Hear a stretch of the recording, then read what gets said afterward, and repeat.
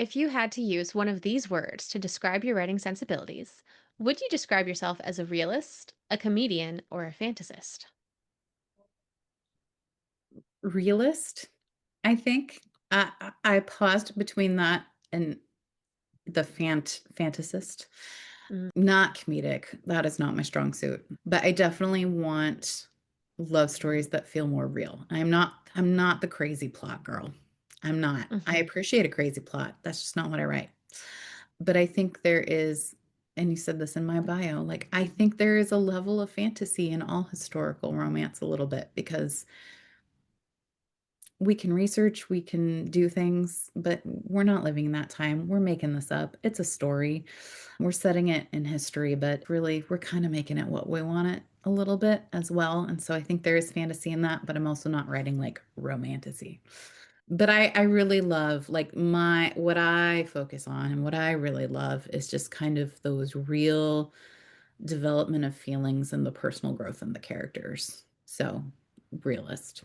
If you had to choose, would you add more real history to a story or more romance or like intimate scenes? Ooh, I want to say the latter, but I'm not someone who writes super spicy. So, like, I don't know.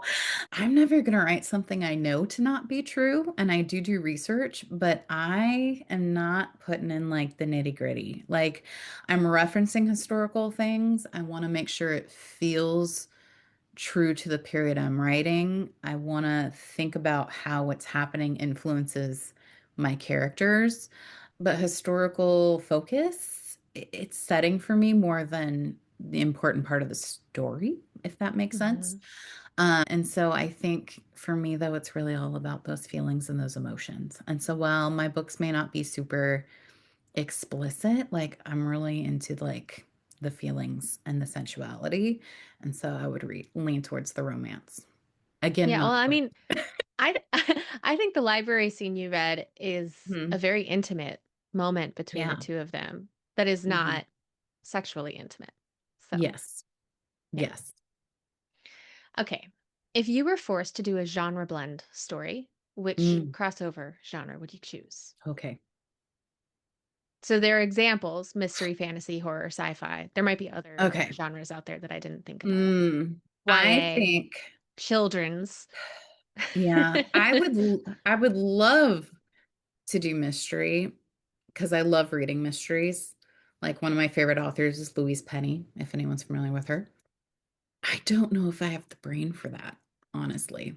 Like figuring that stuff out and making it like the key with mystery is it has to surprise you, but be obvious once it's revealed, right? Like it has to make sense, but also take you by surprise. And I honestly don't think I'm talented enough to do that.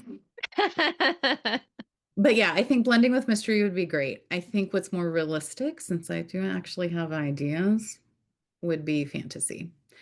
Mhm. Um, I'm not going to pretend that there might not be a romantasy anatomy someday. All right, and the final quick question Yeah. is what does escapism mean to you? Oh gosh, escapism. I think being able to quiet the thoughts in my head and focus solely on what I'm doing. I am a thinker. My brain never shuts up. I woke up at 4 a.m. this morning and my brain was just like, "Meow." And so I think anytime, and so any good story that can capture me and make me forget about everything else and I just become engrossed in it, that is real good escapism for me. And often that's a book, but it can be a play, it can be a movie, it can be a TV show, it can be a podcast story really that can suck me in and quiet everything else that's distracting me.